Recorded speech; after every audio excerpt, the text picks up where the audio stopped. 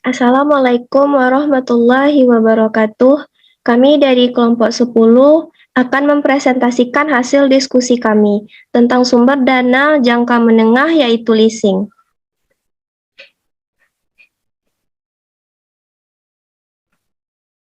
Kelompok 10 beranggotakan Irma Olivia Andari, Nining, Westi Rahmiatul, dan saya sendiri Nurfa Natasha. Untuk materi pertama akan disampaikan oleh Westi Rahmiatul. Kepada Westi dipersilahkan.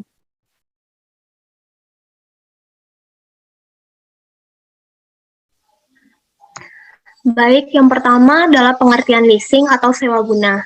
Leasing merupakan kontrak persewaan suatu aktiva dalam jangka waktu tertentu antara pihak yang memiliki aktiva atau yang menyewakan aktiva yang disebut dengan lessor dengan pihak yang memanfaatkan aktiva atau yang menyewa atau leasing.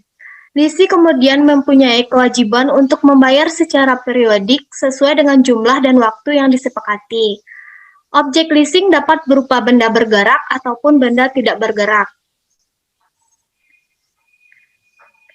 Next. Leasing.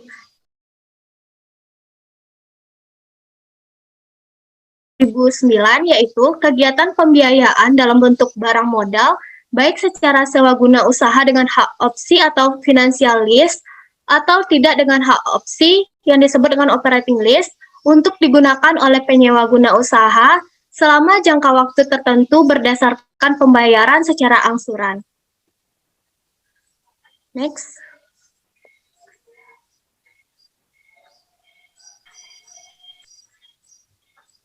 Keunggulan leasing. Yang pertama adalah persyaratan tidak terlalu ketat. Persyaratan pada leasing, kita tidak harus melalui persyaratan yang terlalu ketat seperti kita menggunakan di lembaga perbankan. Jika di lembaga perbankan, kita harus melalui tahap-tahap dengan persyaratan yang cukup rumit jika kita bandingkan dengan leasing. Jadi, yang bisa menggunakan perbankan tersebut harus melalui tahap-tahap yang cukup rumit dan harus memenuhi standar yang telah ditetapkan. Jadi hanya orang-orang atau perusahaan yang sekiranya memenuhi saja yang bisa mendapatkan pendanaan tersebut. Lain halnya dengan leasing, mungkin tidak terlalu terbatas karena persyaratannya tidak terlalu ketat. Yang kedua adalah lebih fleksibel. Leasing lebih fleksibel jika kita bandingkan dengan perbankan. Seperti yang sudah saya jelaskan tadi, bahwasanya leasing tidak memerlukan persyaratan yang tidak terlalu ketat dan tahapan yang lebih mudah jika kita bandingkan dengan perbankan. Pada kredit perbankan, hanya orang-orang yang memenuhi syarat tertentu saja yang bisa mendapatkan pembiayaan tersebut. Lain halnya dengan leasing, kegiatan pembiayaan tersebut dapat menyesuaikan dengan kondisi perusahaan dan juga besar jangka waktu dan pembayarannya dapat disesuaikan dengan kebutuhan perusahaan yang ingin mendapatkan pembiayaan dengan leasing. Yang ketiga adalah tidak memerlukan jaminan. Jadi pada saat perusahaan ingin menggunakan pembiayaan dengan leasing, perusahaan tidak harus memberikan sebuah jaminan kepada pihak leasing tersebut. Lain halnya dengan kredit perbankan, pada saat perusahaan ingin melakukan pembiayaan melalui kredit perbankan, perusahaan harus memberikan sebuah barang yang dijadikan jaminan agar dapat mendapatkan pembiayaan dari kredit perbankan tersebut. Selanjutnya bersifat off balance sheet. Jadi perusahaan dapat melakukan kegiatan pembiayaan yang bersifat off balance sheet dengan operating leasing. Kegiatan ini tidak akan tercantum dalam neraca sebagai hutang. Jadi akan berdampak positif pada rasio keuangan perusahaan. Selanjutnya adalah mengatasi masalah keusangan aktiva. Jadi pada operating lease, leasing dapat mengatasi masalah keusangan aktiva pada perusahaan. Dan selanjutnya adalah pembayaran sewa dalam jumlah tetap dapat memudahkan dalam menyusun anggaran. Selanjutnya saya kembalikan kepada moderator. Terima kasih kepada Saudari Westi. Materi kedua akan disampaikan oleh Nining. Kepada Nining dipersilahkan. Baik, terima kasih moderator. Selain memiliki beberapa keunggulan yang telah dijelaskan sebelumnya, leasing juga memiliki beberapa kelemahan. Di antaranya, yang pertama adalah bunga yang tinggi.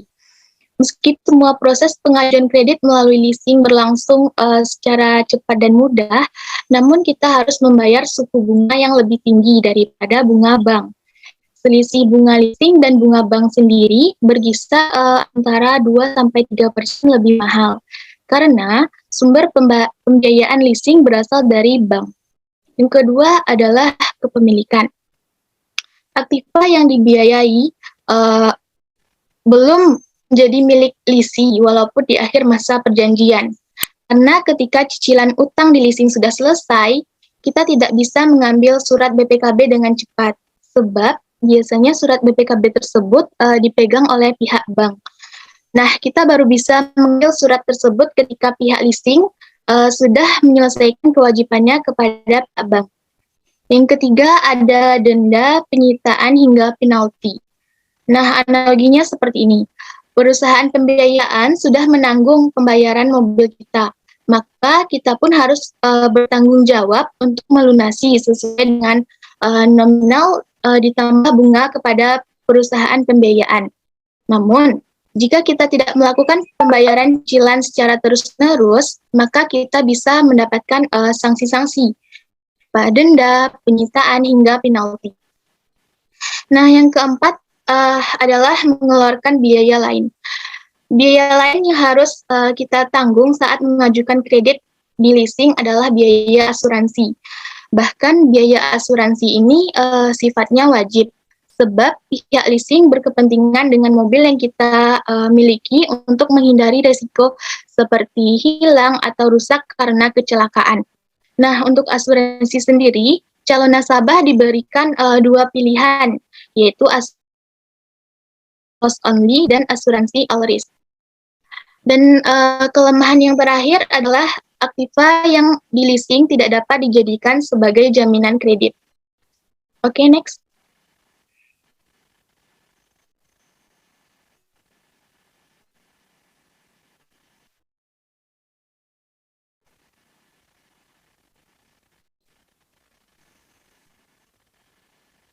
Jenis pendanaan. Leasing merupakan jenis pendanaan jangka menengah, di mana waktu dari sumber dana ini berkisar dari 1 sampai 5 hingga 10 tahun. Baik, mungkin itu saja dari saya, dikembalikan kepada moderator.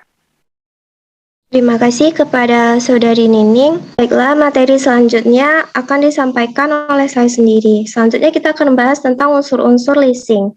Yang pertama yaitu lessor. Lessor yaitu pihak yang menyewakan aktiva atau barang-barang modal antara lain perusahaan-perusahaan yang mendapat izin dari Departemen Keuangan. Yang kedua ada lessee, yaitu pihak penyewa aktiva atau pihak-pihak yang membutuhkan atau memakai barang-barang modal. Ketiga ada objek leasing, yaitu barang-barang yang menjadi objek perjanjian leasing yang meliputi segala macam barang modal mulai dari yang berteknologi tinggi hingga teknologi menengah ataupun keperluan-keperluan kantor. Selanjutnya pembayaran uang sewa, yaitu secara berkala dalam jangka waktu tertentu yang bisa dilakukan setiap bulan, setiap kuartal, atau setiap setengah tahun sekali. Pembayaran sewa leasing ini dapat dilakukan dengan dua cara, yaitu payment in advance, yakni pembayaran di muka, atau dengan payment in arrears, yaitu pembayaran di belakang. Yang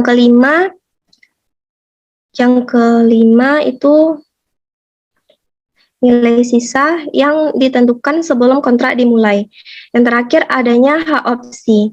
Bagi lessee pada akhir masa leasing, di mana lessee mempunyai hak untuk menentukan apakah ia ingin membeli barang tersebut dengan harga sebesar nilai sisa atau mengembalikannya kepada lessor.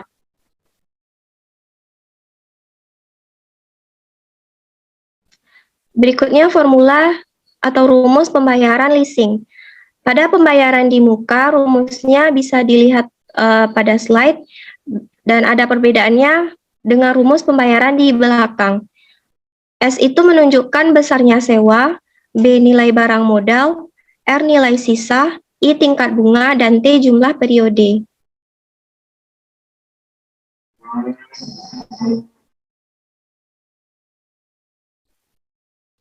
Selanjutnya, ada contoh soal yang bisa dilihat di slide.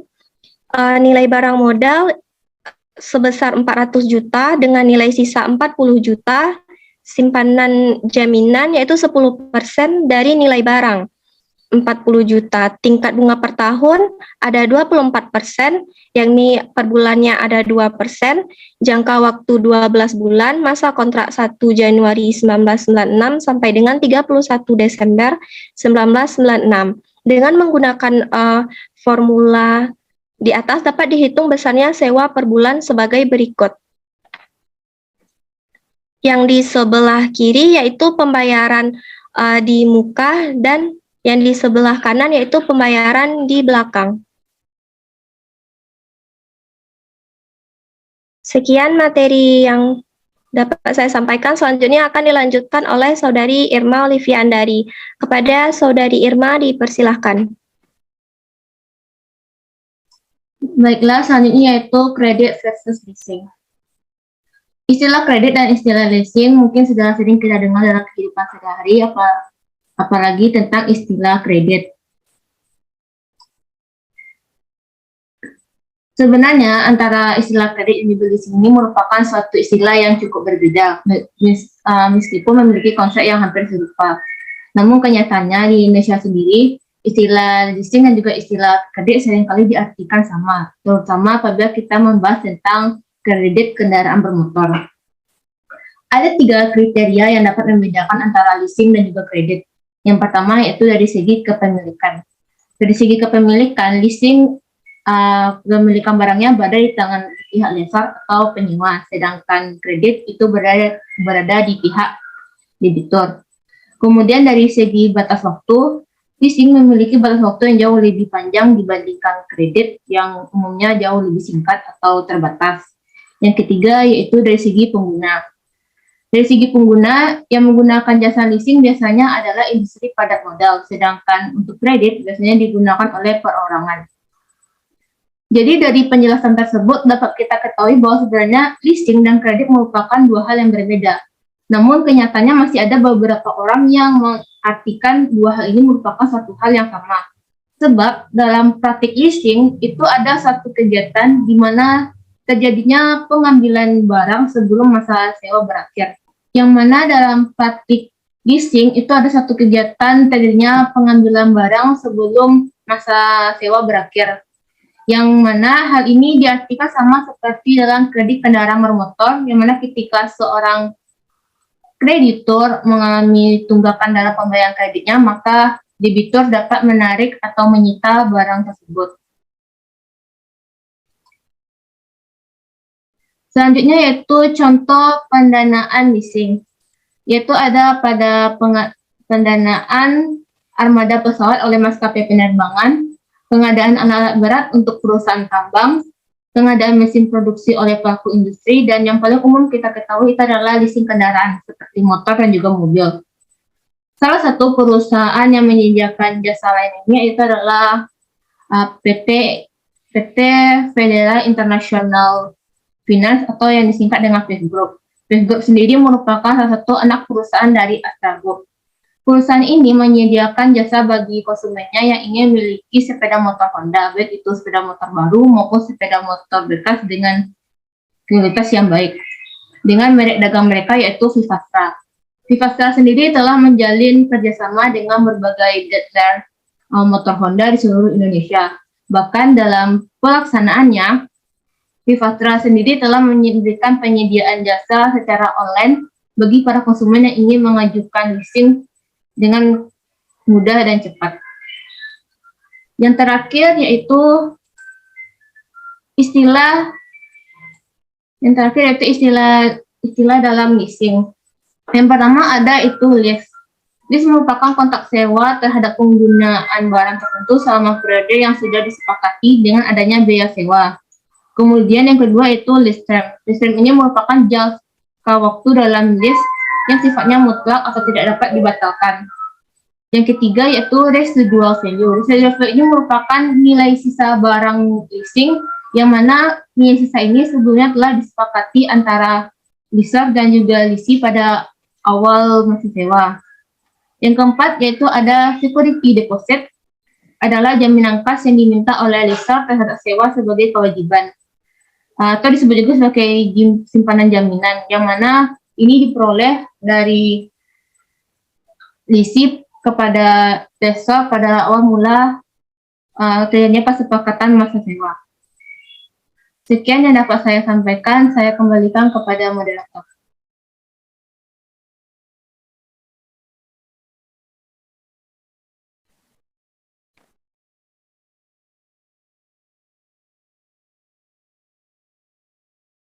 Baiklah, terima kasih kepada Saudari Irma. Sekianlah presentasi dari kelompok 10. Kesimpulannya yaitu leasing merupakan pembiayaan perusahaan dalam bentuk penyediaan barang-barang modal untuk digunakan oleh suatu perusahaan untuk jangka waktu tertentu berdasarkan pembayaran secara berkala disertai dengan hak pilih bagi perusahaan tersebut untuk membeli barang-barang modal yang bersangkutan atau memperpanjang jangka waktu leasing berdasarkan nilai sisa. Oleh karena itu, leasing termasuk salah satu jenis lembaga pembiayaan karena leasing membiayai perusahaan dalam bentuk penyediaan barang modal. Sekian dari kami. Assalamualaikum warahmatullahi wabarakatuh.